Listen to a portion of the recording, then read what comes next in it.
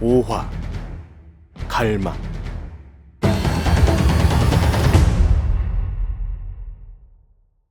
중산이 눈치를 보다가 갑자기 몸을 틀면서 오른쪽 언덕으로 뛰어들었다. 평상시 달리기 연습한 것을 이 기회에 최대한 발휘하여 여기를 벗어나야겠다고 생각했다. 언덕을 올라가 능선을 타고 마을로 도망갈 생각이었다. 중산이 능선을 타고 달리는데 갑자기 무엇인가가 두 다리를 감더니 중산이 균형을 잃고 앞으로 넘어졌다. 이놈의 예새끼가 감히 내 앞에서 도망가려고? 흥묘가 중산 앞에 나타나더니 비웃는 표정으로 바라보았다. 중산이 정신을 차리고 자신의 다리를 보니 양 끝에 조그만 쇠봉을 달아놓은 가느다란 포승줄이 자신의 다리를 감고 있었다. 중산이 자신의 다리에 감겨있는 줄을 풀려고 서둘렀지만 흥묘가 어느새 다가왔는지 발로 중산의 가슴을 강하게 찼다. 퍽! 퍽! 퍽! 흥묘는 중산의 온몸을 몽둥이와 발길질로 두드려 패기 시작했다. 중산은 고통스러웠지만 비명을 지르지 않고 자신을 때리는 흥묘의 얼굴을 똑똑히 쳐다보았다. 이 새끼가 비명을 안 지르네. 소리 지를 때까지 맞아봐라. 흥묘는 중산의 몸을 심하게 구타했다. 중산은 온몸에 쏟아지는 몽둥이와 발길질이 너무나 아팠지만 비명을 지르지 않았다. 얼마나 맞았는지 중산의 몸이 축 늘어졌다. 이 새끼가 죽었나? 죽어도 별 문제는 없지만 양추호 그놈이 죽이지는 말라고 했는데. 흥묘가 중산의 코에 손을 대었다. 지독한 새끼. 그렇게 맞으면서도 끝까지 비명을 지르지 않다니. 저 산속으로 데리고 들어가서 그냥 죽여버릴까? 흥묘는 혼자서 섬뜩한 말을 했다가 생각을 바꾸었다. 중산은 아주 미약하게 숨을 쉬고 있었고 맥도 매우 약했다. 아직 죽지 않았군. 여기에 버려두면 죽든지 살든지 알아서 하겠지. 흥묘는 중산을 언덕 위에 버려둔 채로 현장을 떠나버렸다. 새파란 달이 어느덧 중천에 떠오르고 짐승들의 울음소리가 들려왔다. 시커먼 밤이 중산의 몸을 덮고 시간이 흘러갔다. 이윽고 정신이 겨우 든 중산이 힘겹게 머리를 드니 주위가 깜깜했다. 하늘에는 차가운 별들이 끝없이 반짝이고 중산의 아픔을 달래주는 듯했다. 땅의 차가운 기운이 뼛속까지 파고드는 한기를 느꼈다. 한기와 같이 고통이 찾아오면서 정신을 잃을 것 같았다. 여기에서 정신을 잃으면 죽음이 자신을 덮칠 것이라는 것을 중산은 직감했다. 정신을 잃으면 죽는다. 오직 정신을 집중해야 살 수 있다. 중산은 전신을 덮치는 고통과 한기 속에서 원시장생 호흡의 구결대로 호흡하기 시작했다. 차가운 한기와 몸을 파고드는 고통 때문에 의념을 집중할 수 없었다. 죽지 않기 위하여 억지로 혼미한 정신을 집중하고 경맥 따라 의념을 흐르게 했다. 얼마나 시간이 흘렀는지 몰랐다. 중산이 혼미한 가운데에서도 의념을 집중하니 차츰 온몸의 통증이 약해지면서 몸을 약간씩 움직일 수가 있게 되었다. 땅을 디디고 겨우 일어선 중산은 집을 향해 가기 시작했다. 언덕에서는 몸의 중심을 잡지 못해 굴러내려왔다. 다행히 바위나 큰 돌에 부닥치지 않고 무사히 언덕을 내려올 수 있었다. 언덕 밑에서 한참을 쉰 중산은 겨우 일어나 비틀비틀 집을 향해 나아갔다. 동쪽 하늘 중간에 있던 달이 어느새 서쪽 하늘 중간으로 옮겨졌다. 저 멀리 한가장 대문에 횃불이 보였다. 중사는 두 사람이 횃불을 들고 서성거리는 것을 보고 눈물이 핑 돌았다. 도련님! 중사나! 두 사람이 동시에 자신을 부르는 소리를 들으면서 중산이 정신을 잃었다. 얼마나 시간이 지났는지 몰랐다. 중산이 눈을 뜨니 눈앞에 할아버지가 걱정스러운 눈으로 자신을 쳐다보고 있었다. 한석은 중산을 간호한다고 잠을 못 자서 두 눈 아래가 검게 변해 있었다. 할아버지, 말하지 말고 좀 더 자거라. 중산은 다시 잠에 빠져들었다. 다시 눈을 뜬 중산은 자신의 몸이 많이 괜찮아졌다는 것을 알았다. 도련님, 이 죽 좀 드세요. 월이 노파가 눈물을 흘리면서 걱정스러운 눈으로 쳐다보았다. 할아버지는요? 어르신은 지금 눈 좀 붙이고 계셔요. 3일이나 도련님을 간호하신다고 한잠도 주무시지 못했어요. 중사는 자신이 3일 만에 깨어났다는 것을 알았다. 자, 이 죽 좀 드시고 기운 차리세요. 죽을 들고 나면 어르신을 깨울게요. 중사는 억지로 몸을 일으켜 월이 노파가 주는 죽을 먹었다. 복수하기 위해서는 몸이 나아져야 한다. 죽을 다 먹고 중사는 월이 할멈이 말리는 것을 물리치고 억지로 가부좌 자세를 취했다. 언덕에서 죽을 수도 있었는데 원시장생 호흡법 때문에 살아났다. 중사는 의념을 집중하고 원시장생 호흡법의 구결을 따라 호흡을 시작했다. 의념이 경맥을 따라 온몸을 돌기 시작하더니 중산의 몸 내부에 생긴 상처들을 따뜻하게 보듬고 치료하고 있는 느낌을 주었다. 이러한 느낌이 중산의 상처를 정말 치료했는지는 몰라도 따뜻한 느낌이 상처를 부드럽게 안고 있어 중산의 고통을 많이 경감시킨 것은 확실했다. 중산은 자신이 허공에 뜬 것 같고 바다에서 유영하고 있다는 기분이 처음으로 들었다. 얼마나 오랫동안 구결을 음미하였는지 몰랐다. 중산이 눈을 뜨니 앞에 할아버지가 앉아 있었다. 무슨 일이 있었는지 이야기할 수 있겠느냐? 할아버지, 얼마나 큰 심려를 드렸는지 죄송합니다. 그러나 이 문제는 제가 알아서 해결하겠습니다. 심려하지 마십시오. 중산이 소년 같지 않은 태도로 말했다. 네가 해결할 수 있는 문제냐? 그렇습니다. 뭐냐? 더 이상 묻지 않겠다. 한석은 손자를 걱정하고 안타까운 마음과 이런 문제를 혼자 힘으로 해결하려는 손자에 대하여 대견하다고 느끼는 복잡한 심경 때문에 마음이 어지러웠다.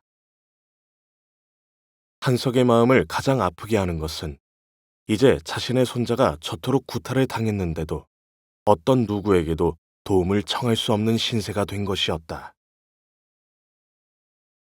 한때는 수많은 사람들이 그를 따랐고 천하를 다 얻은 듯했다. 그러나 이제는 손자를 위해서 자신이 해줄 수 있는 것이 없다는 것이 원통했다. 네가 원시장생 호흡을 이제는 제법 익숙하게 하는구나. 한석이 주제를 돌렸다. 예, 할아버지. 이제 이 호흡을 하면 의념이 제 몸 구석구석을 관조하고 온몸을 감싸주어 편해지는 것을 느낄 수 있어요. 그리고 이 호흡을 하는 동안에는 어두운 곳에서도 잘 보이고 소리도 훨씬 잘 들려요. 눈을 감고 있어도 주변의 움직임을 약간 느낄 수 있어요. 한석은 중산의 변화를 들으면서 자신이 오랜 세월 동안 재정리한 원시장생 호흡법이 틀리지 않았다는 확신이 들었다. 수없이 많은 사람들이 장생호흡을 하며 건강을 다지고 있지만 중산이 지금 말한 현상 같은 것이 있었다는 말을 들어본 적이 없었다. 그리고 이제 자신이 이 세상에 있을 날도 얼마 남지 않은 것 같아 손자인 중산의 장래에 대하여 생각을 하지 않을 수 없었다. 자신의 관직 경험과 그 허망함 때문에 손자가 관직에 가는 것은 별로 마땅치가 않았다. 자신은 황제에게 절대적인 충성과 백성에 대한 절개를 지켰지만 이것이 자신과 자식에게 무엇을 돌려주었는가?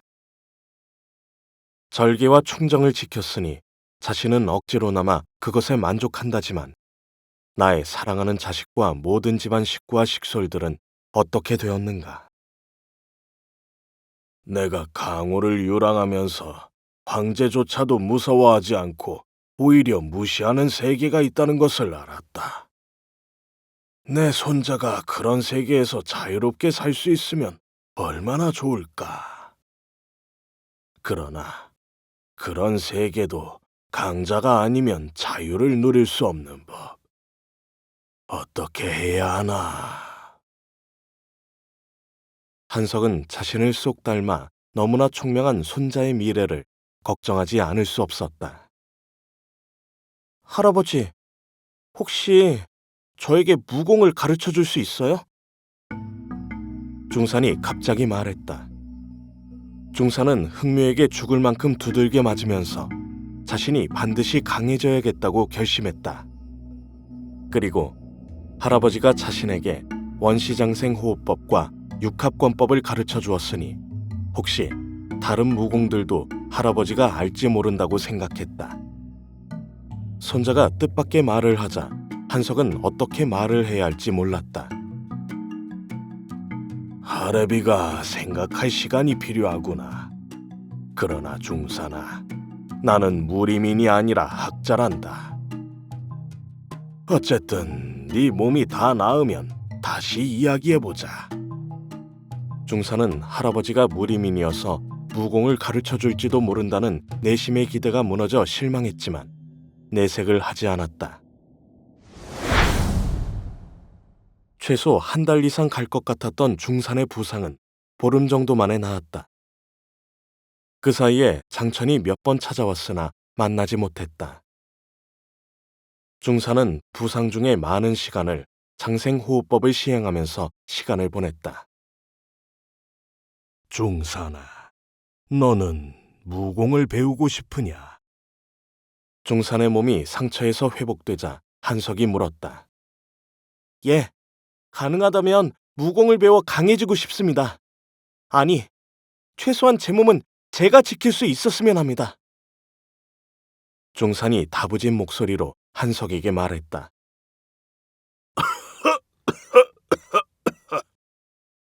한석이 기침을 하면서 흰천을 입에 대었다. 할아버지 괜찮으세요? 약 드셔야죠. 중산이 할아버지 손에 있는 흰천의 빨간 피가 평상시보다 더 많이 묻혀 있는 것을 보고 깜짝 놀랐지만 어떻게 해야 할지 몰라 허둥거렸다. 괜찮다.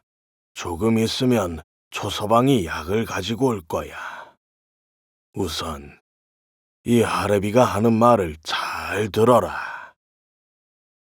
중산은 걱정스러운 얼굴로 할아버지 얼굴을 쳐다보았다. 이 할아비가 강호를 유람할 때 많은 기인 이사를 만났다. 특히 무리민이라는 자들은 참으로 특이하더구나. 천하를 오시하며 거칠 것 없는 모습이 이 할아비에게 많은 감명을 주었단다. 한석이 숨이 찬지 앞에 있는 찻잔을 들고 차를 조금 마셨다. 중산은 할아버지에게 이런 이야기를 처음 듣는지라 귀를 기울였다.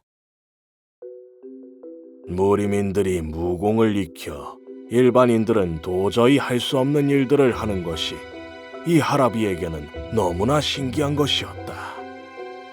그러나 오랫동안 그들과 생활하다 보니 또한 그들의 단점과 어리석음을 알았다. 그들의 단점은 학문을 제대로 익히지 못했다는 것이다. 그래서 무공구절을 제대로 해석하지 못하거나 틀리게 해석한다는 것이다.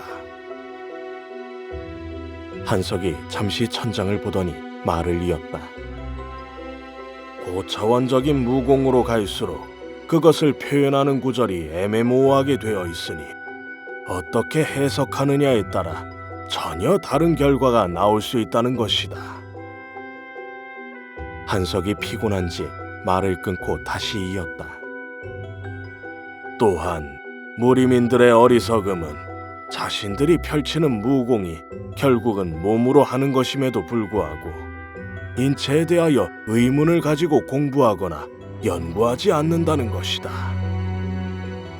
그들은 오직 몸을 사용할 줄만 알지 몸에 대해서는 무지했다. 어떤 동작이 나오기 위해서는 몸의 어떤 부분들이 서로 어떻게 작용하는지에 대해서는 전혀 알지 못하고 관심이 없더구나. 무리민들은 몸이 워낙 강하니 근육이 어떻게 작용하는지, 몸의 어떤 조합이 적절한 효과를 내는지에 대해서는 무관심한 것 같았다. 한석은 숨이 차서 말을 끊고 중산의 눈동자를 쳐다보았다.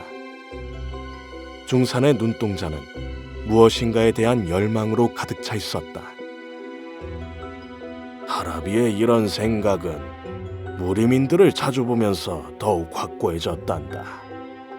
왜냐하면 무리민들 중에는 똑같은 무공을 같은 스승에게 배우고 익혔는데도 어떤 이는 절정고수가 되고 어떤 이는 2류, 3류를 벗어나지 못하는 경우를 많이 보았단다.